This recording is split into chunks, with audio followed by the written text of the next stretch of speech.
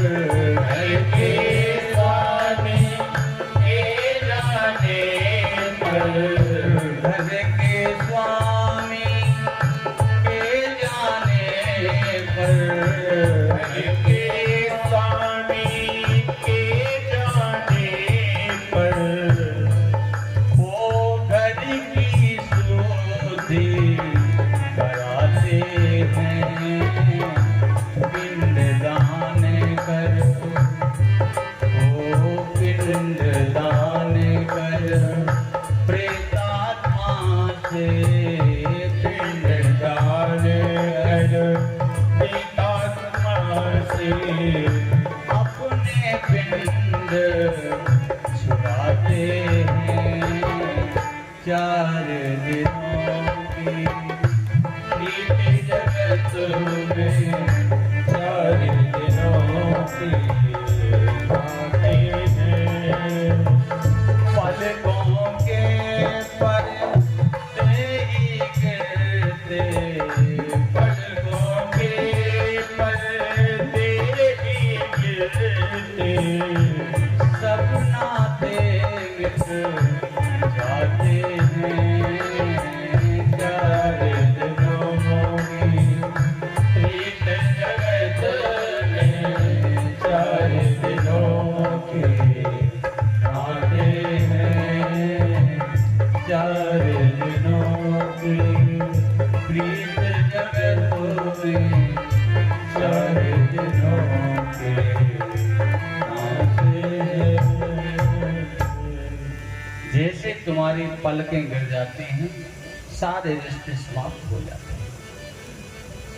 कोई 2-4 साल याद करता है, इसके बाद कौन किसको जिंदगी भर याद करता है। तो प्यारे, इस शरीर का महत्व नहीं है, शरीर में जो परमात्मा, आत्मा रूपी परमात्मा बैठा है, इसका महत्व है। आज सुदामा जी का जीवन गरीबी से बीत रहा है। एक दिन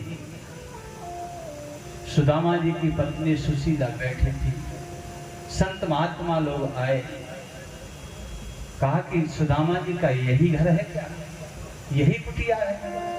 सुशीला कहने लगी, हाँ यही कुटिया है। संतों ने जैसे वो दशा देखी सुशीला की, साड़ी है 10 जगह से फटी हुई, आज झोपड़ी के दरवाजे पर बैठी हुई। संत कहने लगे कि ये सुदामा की कुटिया है ना? बोले हाँ। तुम्हें पता नहीं है कि सुदामा के मित्र कृष्ण हैं? सुशीला कहने लगी, मेरे पति के मित्र कृष्ण हैं? बोले हाँ, वो द्वारकाधीश हैं, आजकल द्वारका के राजा हैं। आज सुशीला को आस लग गई कि द्वारका के राजा, द्वारकाधीश भगवान कृष्ण हमारे पति के मित्र हैं, तो निश्चित है कि ये गरीबी दूर हो जाएगी। आज आंखों में आंसू आ गए। अब मुझे गरीबी के दिन बहुत देखने पड़े, अब नहीं देखने पड़ेंगे। बच्चों से कहा, अब तुम्हें भूखा नहीं रहना पड़ेगा और तुम्हें समय से भोजन मिलेगा। हमारा द्वारकाधीश हमारे पति का मित्र है, वो निश्चित मदद करेगा।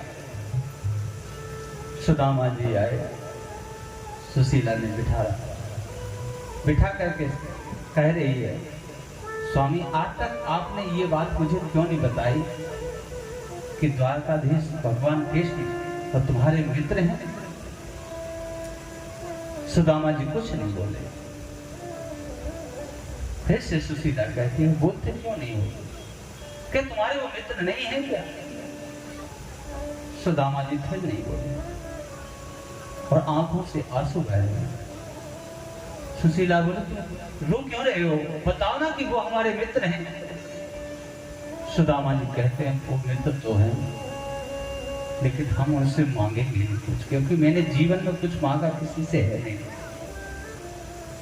और मुझे उसके साथ वो बचपन याद आ रहा है, इसलिए मुझे रोना आ गया। सुशीला ने कहा, कौन सा बचपन? जब हम दोनों सांदीपनी आश्रम में पढ़ते थे, मुझसे ये बड़ी भूल हो गई थी। सुशीला कह रही है, स्वामी बताओ कौन सी भूल हुई थी? जब मैं जंगल में गया गुरु माता ने कुछ भोजन के लिए कुछ चने दिए थे मुझे। हाँ तो क्या हुआ? तो मैं जंगल में गया, बड़ी जोर से जब बारिश हुई और मुझे बड़ी जोर से भूख भी लगी थी, तो भूख लगी थी तो चने को खा लिया। मैंने खा लिया, लेकिन छुपा था, मैंने अपने मित्र से छुपाया। मित्र ने तो कुछ नहीं कहा, लेकिन जैसे मैं आश्रम में आया तो गुरु माता ने कहा, कृष्ण कह रहे हैं कि मुझे बड़े जोर से भूख लगी है। तो गुरु माता ने तुरंत कह दिया, बेटा तुम जो चने दिए थे वो क्यों नहीं खाए तुमने? और मेरा वो परम मित्र उसने ये नहीं कहा कि सुदामा ने खाया। माँ उसमें मेरा पेट नहीं भरा, लेकिन गुरु माता समझ गई कि सुदामा ने वो चने खाए। तो गुरु माता ने मुझे श्राप दे दिया था कि जाओ तुम गरीब हो जाओ। आज उन्हें गुरु माता का अभिश्राप है, और वही दिन मैं देख रहा हूं कि आज मेरा मित्र राजा बना बैठा है और मैं उसका मित्र एक गरीब हूं। लेकिन सुशीला तुम ये मत कहना कि उसके पास मांगने के लिए जाना। मैं मांगने के लिए नहीं जाऊंगा, मैंने मित्र से कभी मांगा नहीं है। सुशीला मुझे मांगने के लिए कौन कह रहा है? हम तो उससे मिलने के लिए बोल रहे हैं कि उससे मिलने के लिए जाओ। सुदामा जी कहने लगे, सुशीला क्या उसको याद नहीं आती है मेरी? क्या वो मुझे याद नहीं करता होगा? सुशीला कहते वो याद करते होंगे, लेकिन वो राजा है, काफी जिम्मेदारियां हैं उनके ऊपर, उनको नहीं इतना वक्त है मिलने का, लेकिन आप जाओ ना उसे मिलने के लिए। सुदामा जी कहते हैं, सुशीला एक बात मैं कहता हूं, मैं मांगूंगा कुछ नहीं। अरे तुम जाओ तो मांगना कुछ नहीं, वो सब समझ जाएगा। सुदामा जी कहते कि ये निश्चित है हमें कुछ मांगने के लिए भेज रही है। सुदामा जी कहते हैं कि हमको उनसे मिलना होता तो हम आंखें बंद कर लेते और मिलाते। सुशीला बोले तब तो कल्याण हो गया, आंखें बंद करके मिलना कोई मिलना है? अरे इस शरीर से मिलने के लिए जाओ। सुशीला कितनी चतुराई से बातें करें। भगवान शरीर को देखेंगे, शरीर पर ये फटे वस्त्र देखेंगे तो निश्चित है तो उसको करुणा आ जाएगी, उसको दया आ जाएगी। बार बार सुशीला आग्रह करती है, स्वामी आप जाते क्यों नहीं हो? सुदामा जी कहते हैं, सुशीला जब जाएंगे तो मित्र के लिए कुछ उपहार चाहिए देने के लिए। वो पूछेगा मेरी भाभी ने क्या दिया, तुम्हें क्या जवाब दूंगा? सुशीला बोले तुम इसकी चिंता मत करो। तुरंत ही पड़ोस में गई, 4 मुट्ठी चावल लेकर के आ गई, लेकिन चावल को बांधने के लिए वस्त्र नहीं है। ढूंढ रही है, इस कोने में जाती है, उस कोने में जाती है। अब पहनने के लिए तो साबुत वस्त्र नहीं है, कहां से वस्त्र आए? आज सुशीला को रोना आ गया, प्रभु मैं तुझे कुछ भेज रही हूँ, लेकिन तुझे उसको पात्र भी नहीं है मेरे पास, कुछ वस्त्र भी नहीं है मेरे पास, तो किसमें दूं? उसने जैसे ही साड़ी को देखा है तो साड़ी का पल्लू फाड़ दिया और उसमें भी 10 छिद्र हैं। जैसे तैसे करके उसने चावलों को उस पोटली में बांध दिया वस्त्र में और दे दिया सुदामा को, जाओ ये कृष्ण को दे देना कि भाभी ने ये आपको उपहार दिया है। सुदामा जी कहने लगे, तू कहती है जबरदस्ती करती है तो हम जाते हैं, लेकिन मांगेंगे हम कुछ नहीं। आज सुदामा जी के शरीर पर ना तो साबुत वस्त्र है और ना पैरों में खड़ाऊ है, वो है तो ना के बराबर है, टूटी हुई है, दुबला पतला शरीर है। और सुदामा चले जा रहे हैं। कभी सोचते हैं कि मेरा गोपाल, मेरा गिरधर, मेरा मोहन मुझसे जरूर रिझ जाएगा, जरूर कुछ ना कुछ देगा। फिर विचार आता है कि मैं मांगने की चेष्टा कर रहा हूं, ये तो गलत है। आज सुदामा जी गिरते उठते, शरीर बड़ा दुबला पतला है। जाना था मथुरा, पहुंच गए काशी। जैसे देखा वहां महलों को, भैया ये कौन सी नगरी है? लोगों ने कहा भैया ये काशी है।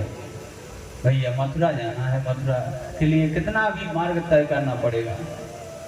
लोग कहने लगे अभी तो काफी दूर है, फिर से वहां से चले, कांटे चुभते चले जा रहे हैं। लोग कहते हैं महाराज भक्ति में बहुत कठिनाइयां आती हैं। तो भगवान को पाने के लिए दो रास्ते होते हैं प्यारे।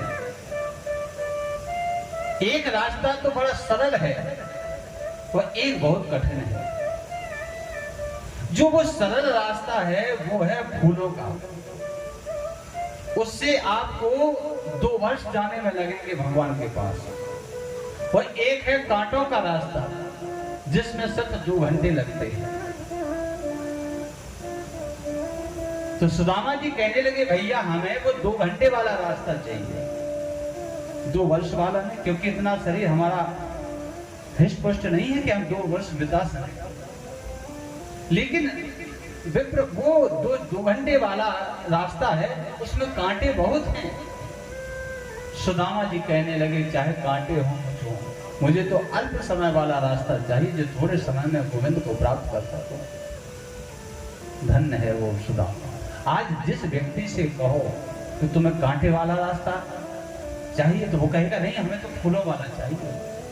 अगर भगवान से मिलना है तो प्यारे भक्ति में विघ्न अवश्य आएंगे, विघ्न रूपी कांटे अवश्य आएंगे। भक्ति करने बैठो तो नींद अलग से आएगी, उल्टे सीधे विचार अलग से आएंगे, मन नहीं लगेगा, मन इधर उधर भटकेगा। और अगर चोरी करो तो चोरी करने में मन इधर उधर नहीं होगा, वो सीधा लक्ष्य है उसका कि हमें कैसे चोरी करना, कोई देखना।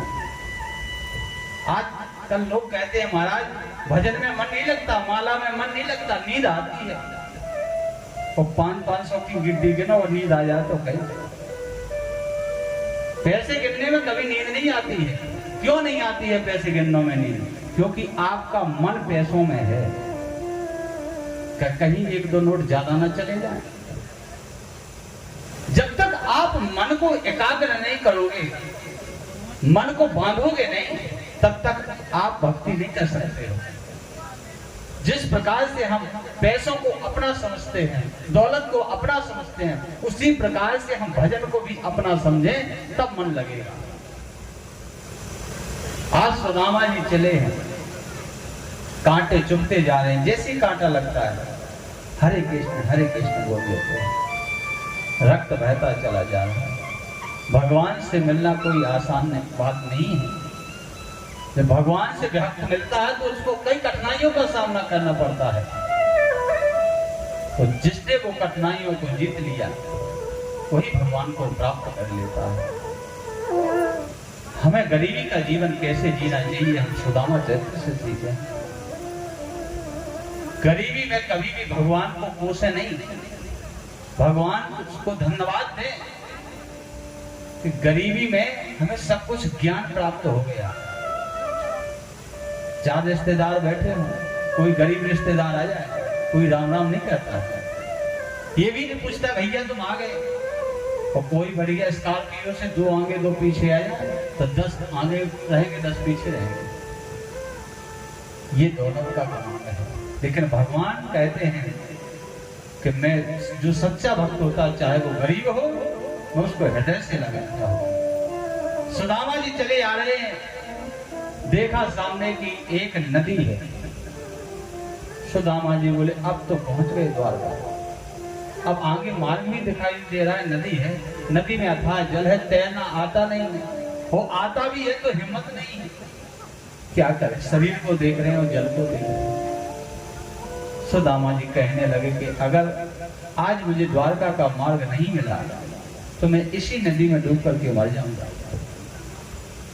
सुदामा जी जैसे किनारे पर आए, इधर उधर देखा, कोई दिखाई नहीं दिया। विचार किया कि चलो मिलना तो है ही, भले ही शरीर से न मिल पाए लेकिन इस आत्मा से तो मिल जाएंगे। कूदने का प्रयास किया, भगवान तुरंत केवट बन करके आ गए। भैया ये क्या कर रहे हो, आत्महत्या क्यों कर रहे हो, रुक जाओ। सुदामा जी आंखों से आंसू बहने, भैया मैं इस जीवन से बहुत परेशान आ गया हूं, मैं मिलना चाहता हूं द्वारकाधीश से। जैसे तैसे यहां तक आया और रास्ते में नदी, क्या करूंगा। घर जाता हूँ तो बार बार पत्नी कहती है मिल के आओ, मिल के आओ, मिल के आओ। अब मिलने का कोई रास्ता सरल तो है नहीं। चलते चलते पैर थक गए हैं, शरीर काम नहीं कर रहा है, क्या किया जाए? भगवान कहने लगे, ब्राह्मण देवता आप पार जाना चाहते हैं? बोले हाँ, आओ हमारी नौका में बैठो। अब सुदामा जी संकोच में पड़ गए कि बैठे तो कैसे बैठे? हम बैठ गए और अगर इसने कह दिया कि कुछ पैसे हैं कि नहीं, तो हाथ में तो पैसा है नहीं, इसको क्या देंगे हम? सुदामा जी विचार करते हैं, बोले भैया क्या सोच रहे हो, बैठो ना। बोले भैया एक बात बोलो, मैं बहुत गरीब ब्राह्मण हूँ, हमारे पास पैसा नहीं है कुछ, और अगर तुम वैसे बिना दक्षिणा के अगर पार करना चाहो तो कर सकते हो। भगवान बोले बिना दक्षिणा के हम पार कर देंगे। बोले हमारे जो बच्चे हैं वो कौन पालेगा, हमारा काम है यही पार करना, पैसे दें। आज नीचे गर्दन कर लिए सुदामा जी ने, कह रहे भैया हम इसीलिए तो हम सोच रहे थे कि जब पैसा नहीं है तो कैसे हम कहें आपसे। बैठ गए। भगवान ने नाव ले जाकर के उस पार लगा दी और परीक्षा ले रहे हैं सुदामा। फिर से आगे बोले भैया ये काम करना, जो भी हो कुछ भी हो आप मुझे दे देना। सुदामा जी बोले देखो हमारे पास कुछ नहीं है, सिर्फ आशीर्वाद है ब्राह्मण के पास, तो आशीर्वाद तो हम खुद देंगे, लेकिन कहो कि हम पैसे दें तो पैसे के लिए तो आप हमारा ये शरीर देख रहे हो कि शरीर पे वस्त्र भी साबुत नहीं है, फटा हुआ हम वस्त्र पहने हैं, हमारे पास क्या है? ब्राह्मण के पास एक ही धन होता है, केवल आशीर्वाद, और वो आपको हम दे सकते हैं। आज भगवान की आंखों से आंसू टपके तो सुदामा कहते तुम रोते क्यों? आज इसी बात पर भगवान रोने लगे, कितना भोला ब्राह्मण है। मैं तो समझ रहा था कि मेरा सुदामा बदल गया होगा, लेकिन सुदामा नहीं बदला। बोले भैया एक काम करो ब्राह्मण देवता, आइए बैठ जाइए, हम आपको पार किए देते हैं। सुदामा जी बैठ गए और पोटली को चपाए हुए, और जैसे ही भगवान ने नौका में बिठाया और बीच धार में पहुंचे, पोटली निकली भगवान ने और कहा कि देखो तुम हमसे झूठ बोले, ये पोटली लिए हो और कह रहे थे हमारे पास कुछ भी नहीं है। सुदामा जी हाथ जोड़ने लगे, भैया ये हमारी अमानत नहीं है, ये दूसरे की दी हुई अमानत है, ये हमारी पत्नी ने दी कि द्वारकाधीश को दे देना, ये हमारी दौलत नहीं है, हमारी होती तो हम आपको दे देते। भगवान ने मनोविनोद करना चाहा, बोले भैया तो ये काम पर उतर जाओ,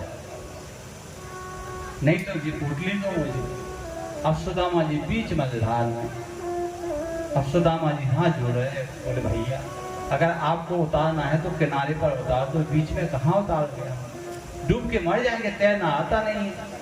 भगवान बोले तो हम तो कुछ नहीं जानते, या तो पोटली दो या उतर जाओ। भगवान को याद आ गया, आज हमारा सुदामा जब केवट बना था, तो जब मैं गंगा के किनारे पर खड़ा हुआ था तो इसने हट किया था कि जब तक आपके चरणों का प्रक्षालन नहीं कर लूंगा तब तक नौका में नहीं चढ़ाऊंगा। पद कमल धोए